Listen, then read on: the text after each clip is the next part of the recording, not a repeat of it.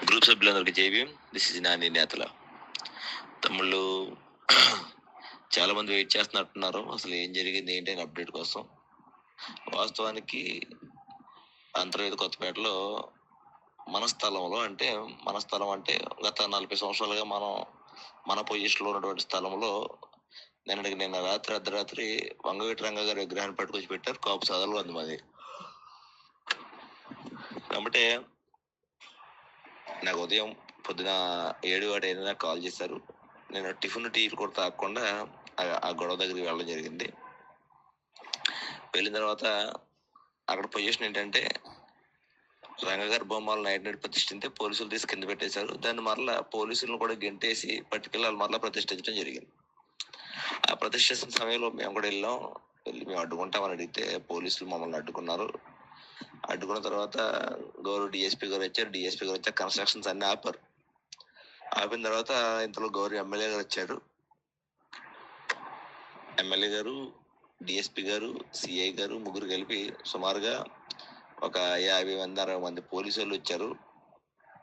వీళ్ళందరినీ కలిపి పంచాయతీ బిల్డింగ్ తీసుకెళ్ళడం జరిగింది. అక్కడ బాధ కలిగిన విషయం ఏంటంటే కేవలం వాళ్ళ కొన్ని వందల మంది పోగొడుతున్నారు. నియోజకవర్గ నలుమూలల నుంచి, అమలాపురం నుంచి, అన్ని చోట్ల నుంచి. మనం పొద్దున్న నుంచి గ్రూపులో గోల్ పెడుతున్నాం, ఖచ్చితంగా రండి మనకు అన్యాయం జరుగుతుందని. చాలా మంది మరి విన్న వాళ్ళు రాలేదు, మన నాయకులు రాలేదు, ఎవరు కూడా అక్కడ మనకు సరైన సపోర్ట్ ఇవ్వలేకపోయారు. మన లోకల్గా ఉన్నటువంటి వాళ్ళే ఏం తెలియకపోయినా ఒకసారి ఆలోచించండి. ఇక్కడే రంగాగారి విగ్రహం పెట్టడానికి కొద్దిమంది అక్కడ ఉన్న కాపు సోదరులు ప్రయత్నించారు. పోలీసు వారు అక్కడికి వెళ్ళారట, పోలీసు వారు అడ్డుపడ్డారు. దీనికి ఏదైనా సంథింగ్ ఫార్మాలిటీస్ ఉండాలనో మరొకటో పోలీసులు ఆల్రెడీ అక్కడ ఆపారు. పోలీసులు అక్కడ ఆపినప్పుడు అసలు అక్కడ ఈ వైసీపీ కార్యకర్తలకు పనే ఉంటుంది. అక్కడ ఉన్న గొల్లపల్లి సూర్యారావు గారి శిష్యులకు అక్కడ పని ఏంటి? అక్కడికి వెళ్ళి అసలు వీళ్ళ రెచ్చగొట్టడం గ్రూప్లో ఉదయం నుంచి గ్రూప్లో రెచ్చగొడుతున్నా ఎవడో అక్కడికి రావట్లేదు. అసలు ఎందుకు వెళ్ళాలి ఇంకొకరు? అక్కడ పోలీసులే చట్టపరంగా వాళ్ళు చేయాల్సిన పనులు వాళ్ళు చేస్తున్నప్పుడు మరొకరు ఎందుకు వెళ్ళి మరొక వర్గం నుంచి ఎందుకు అడ్డుకోవాలి? ఈ పాయింట్ అర్థం చేసుకోవాలి. అక్కడ నిజంగా రంగగారి విగ్రహం పెట్టడానికి ప్రభుత్వం లేకపోతే పోలీసు వారు పర్మిషన్ ఇచ్చారని వాళ్ళు పెట్టుకుంటారు. ఒకవేళ పోలీసు వారు ఆపారు కదా, ఏ కారణాలతో ఆపారో ఆ కారణాలన్నీ రెక్టిఫై చేసుకున్న తర్వాత వాళ్ళు చేయాల్సిన పని వాళ్ళు గవర్నమెంట్తో మాట్లాడుకుని చేసుకుంటారు. లేదా అక్కడ పెట్టడానికి కుదరదని గవర్నమెంటే చెప్తే అక్కడ పెట్టడానికి వాళ్ళే మరో చోట చూపిస్తారు, మరో చోట పెట్టుకుంటారు. ఈ లోపల వైసీపీకి ఏంటి ఉబలాటం? ఈ లోపలనే వెళ్ళిపోయి అక్కడ ఉన్న ఎస్సీ గ్రూపులన్నింటినీ రెచ్చగొడిచారట, కానీ ఎవరూ వెళ్ళలేదట ఎస్సీలు. అరే వచ్చేయండి అందరూ అని చెప్పేసి అక్కడ ఉన్న వైసీపీ నాయకులు ఎస్సీలందరినీ రెచ్చగొట్టినా ట్రై చేశారట, కానీ ఒక్కడు కూడా వెళ్ళలేదట. అంటే ఈ ప్లాన్ కూడా ఫ్లాప్ అయింది, వైసీపీ వాళ్ళ ప్లాన్.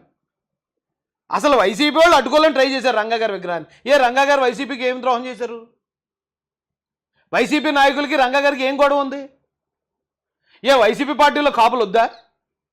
కాపులు ఎవరు వైసీపీకి వద్దని చెప్పి బోర్డు వేస్తారా? పోనీ అక్కడ గవర్నమెంటు పోలీసు వాళ్ళు చేయాల్సిన పని వాళ్ళ డ్యూటీ వాళ్ళు చేస్తున్నప్పుడు వైసీపీ వెళ్ళి ఎందుకు అక్కడ దళితులను రెచ్చగొడుతుంది?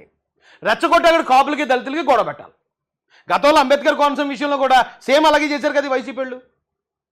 ఆ రోజున అల్లర్లలో అరెస్ట్ అయిన ప్రతి ఒక్కడు, పిన్పే విశ్వరూప్ గారు ఇల్లు తగలబెట్టిన కేసులో అరెస్ట్ అయిన ప్రతి ఒక్కడు వైసీపీడే కదా.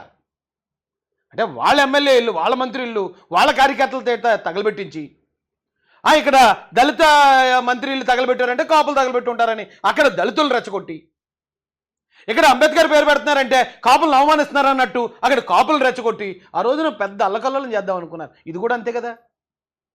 ఏమండి, కోనసీమ జిల్లా ఎస్పీ గారికి చెప్తున్నాను, ఎవరైతే వాయిస్ మాట్లాడిన వ్యక్తి ఉన్నారో ఈయన ఆల్రెడీ లోకేష్ గారిని, పవన్ కళ్యాణ్ గారిని దూషించిన కేసులో దాదాపు ఒక 20 రోజులు 30 రోజులు జైల్లో ఉండొచ్చాడు మొన్నే. అయినా కూడా మళ్ళీ అక్కడ కుల విద్వేషాలు రేపడానికి గొల్లపల్లి సూర్యారావు గారు ఇలాంటి నేరస్తులతో కలిపి ప్లాన్ చేస్తున్నారు.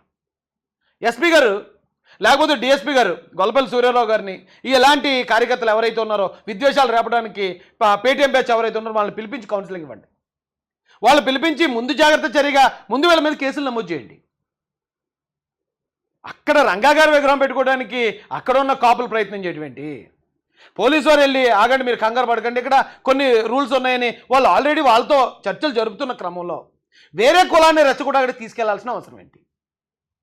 ఒకవేళ పోలీసులు కూడా వచ్చి లేదు ఇక్కడ బలవంతంగా పెడతాం, ఇది ఎస్సీలదైనా కూడా మేము పెడతామంటే పోనప్పుడు ఎస్సీల నుంచి వ్యతిరేకత వచ్చిందంటే అర్థం ఉంది. అరే పోలీసులు అక్కడ ఆపుతున్నప్పుడు, పోలీసులు వాళ్ళకి నచ్చ చెప్తున్నప్పుడు, పోలీసులు అక్కడ రూల్స్ గురించి ఇచ్చేస్తున్నప్పుడు మధ్యలో వైసీపీ వాళ్ళకి ఇంట్రెస్ట్ ఏంటి? వైసీపీ వాళ్ళు ఇంకో కులాన్ని ఎందుకు రెచ్చగొడుతున్నారు? ఈ పాయింట్ అర్థం చేసుకోవాలా.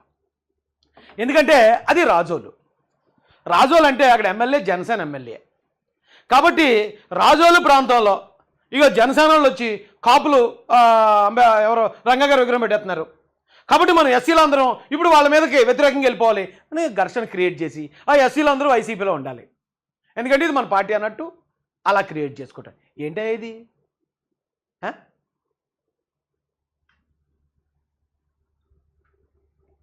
ఇది అయిపోయింది కదండి. కొత్తపల్లి ఇది కూడా పిఠాపురం నియోజకవర్గం. మరి చూడండి, మరి అక్కడ జనసేన నియోజకవర్గం రాజోల్లో రంగా గారి విగ్రహం గురించి గొడవ పెడతారు.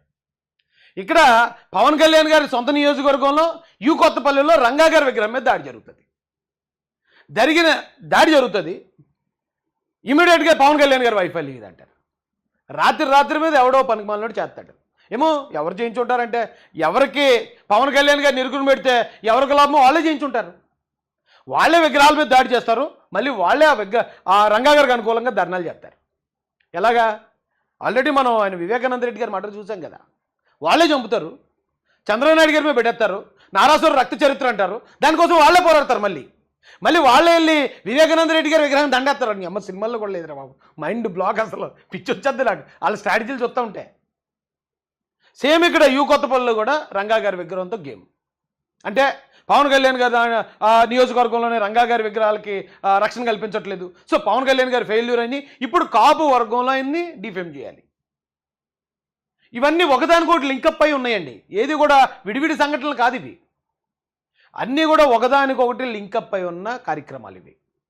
అంటే ఆర్ నారాయణమూర్తి గారు వ్యాఖ్యలు చేశారు. ఆర్ నారాయణమూర్తి గారు వ్యక్తిపరంగా చాలా మంచోడు, చాలా ఉన్నతమైన భావాలు కలిగినాడు. కానీ ఆయన నేను గత ప్రభుత్వ హయాం నుంచి కూడా చూస్తున్నాను, ఎందుకో మరి జగన్మోహన్ రెడ్డి గారు రేపు కాస్త మొగ్గు చూపిస్తూ ఉంటాడు. ఆయన ఆ మొగ్గు చూపించే క్రమంలోనే ఈ రోజున పవన్ కళ్యాణ్ గారిని డైరెక్ట్గా విమర్శిస్తూ, అంటే వైసీపీ ఏం చేస్తుంది అంటే డైరెక్ట్ వైసీపీ వాళ్ళు తిట్టారనుకో అర్థమైపోద్ది, ఇంకా ఎక్కువ గట్టిగా ఏమైనా మాడితే లోపలికి వెళ్ళిపోతారు. అందుకని న్యూట్రల్గా ఉన్న వ్యక్తుల్ని ఇప్పుడు చూడండి, ప్రవీణ్ పగడాల గారి కేసులో ఎవరు ఫైట్ చేసింది? ఎవరు దాన్ని హత్యగా చిత్రీకరించేద్దాం, హత్యగా మార్చేద్దాం అని పగలు రాత్రి 90 వేసి మొత్తం ప్రెస్ మీట్లు పెట్టింది ఎవరు? వైసీపీ నాయకుడు కాదు. కానీ వైసీపీకి సంబంధం లేని వాళ్ళతో చేయించారు వాళ్ళు. అర్థమైందా మీకు? సేమ్ అలాగే ఇక్కడ ఆర్ నారాయణమూర్తి గారు మాట్లాడితే ఆయన ఒక్కడే మాట్లాడి ఆయన పర్సనల్ ఏమో అనుకుంటారని అలాంటి న్యూట్రల్తో అటాక్ చేపిస్తారు. ఏమంటే రేపు ఎల్లుండో ఈ దగ్గరలో హరిహర వీరమల్లు రిలీజ్ అవుతుంది. ఇప్పుడు థియేటర్లు బంద్ ఏంటి? ఇప్పుడు థియేటర్లు బంద్ చేయాల్సిన అవసరం ఏమొచ్చింది? ఇప్పుడు అలా అంటే కొంతమంది అంటున్నారు, అబ్బాబే థియేటర్లు బంద్ అనగానే పవన్ కళ్యాణ్ గారు థియేటర్ల మీద కొంచెం సీరియస్ యాక్షన్ తీసుకున్నారని. అంటే ఇదే పవన్ కళ్యాణ్ గారు గతంలో థియేటర్లని మీరు రేట్లు తగ్గించాలి, ₹2 పెట్టాలని ఒక జీవో తీసుకొచ్చి జగన్ గారు అది ఇంప్లిమెంట్ చేస్తున్నారా లేదా అని చూడడానికి సినిమా థియేటర్ల ముందు తహసీల్దార్లు, ఆర్డీఓలు, జాయింట్ కలెక్టర్లను కూడా నిలబెట్టాడు. గుర్తుందా లేదు? మర్చిపోయారా మీరు? ఆ టైంలో మీ పక్షాన్ని మాట్లాడింది అదే పవన్ కళ్యాణ్ గారు కదా. ఆ టైంలో మీ పక్షాన్ని మాట్లాడాడు. ఆయన సినిమాలు లాస్ అయిపోయాడు, లేదు థియేటర్లని లేకపోతే సినీ ఇండస్ట్రీని నాశనం చేయడానికి చూస్తున్నాడు జగన్మోహన్ రెడ్డి అని ఆ రోజున మీ పక్షాన్ని బలంగా నిలబడ్డాడు. అలా బలంగా నిలబడిన వ్యక్తి పోనీ ఆయన సినిమా వస్తుంది, సరే మీకు ఏ ఇబ్బందులు ఉన్నాయి మీరు వెళ్ళి ఒకసారి గవర్నమెంట్తో మాట్లాడారా? ఆ సినిమాటోగ్రఫీ మినిస్టర్ ఎవరైతే ఉన్నారో వారితో ఏమైనా చర్చలు జరిపారా? పెద్దల దృష్టికి ఏమైనా తీసుకెళ్లారా? తీసుకెళ్ళి అప్పటికీ మీకు పరిష్కారం రాకపోతే ఏమంటే మాకు పరిష్కారం రావట్లేదు, ఇదిగో పలానా రోజు నుంచి మేము బంద్ చేస్తున్నాం, అది కదా పద్ధతి. ఆ రోజు జగన్మోహన్ రెడ్డి టప్ అని కూడా ఎత్తాడు, కొట్టేసిన తర్వాత అప్పుడు వెళ్తే సారీ అంటాడు. ఇక్కడ పవన్ కళ్యాణ్ గారు లేకపోతే చంద్రబాబు నాయుడు గారు ఈ గవర్నమెంట్ మీ జోలికి రాకుండా మీకు ఇది చేస్తుంటే మళ్ళీ మీరే కూడా ఎత్తారు అప్పుడు గవర్నమెంట్ని? మీరే గవర్నమెంట్ బెదిరిస్తారా? అంటే మంచోళ్ళు ఉంటే మనం చేసే పనులు ఎలాగుంటాయా? అది కరెక్ట్ కాదు కదండి. మీకు సమస్యలు ఉన్నాయి కాదంట్లే, సినిమా థియేటర్లకి యాజమాన్యాలకు సమస్యలు ఉన్నాయి. కానీ దాన్ని ఎప్పటి వరకు మనం ముందు ప్రాపర్గా కమ్యూనికేట్ చేసి అప్పటికి రిజల్ట్ రాకపోతే అప్పుడు కదా మీరు బంద్ చేయాలి. అలా కాకుండా మీరు ఏమాత్రం ఎవరితోనూ మాట్లాడకుండా డైరెక్ట్గా బంద్ అంటే మరి హరిహర వీరమల్లును దెబ్బేయడానికే మీరు బంద్ చేస్తున్నారనే అపార్థం చేసుకునే అవకాశం ఉంది కదా. మీరు దానికి చేశారో లేదో తర్వాత విషయం, కానీ అక్కడ అలాగ అర్థం చేసుకోవడానికి అపార్థం చేసుకోవడానికి అవకాశం ఉందా లేదా?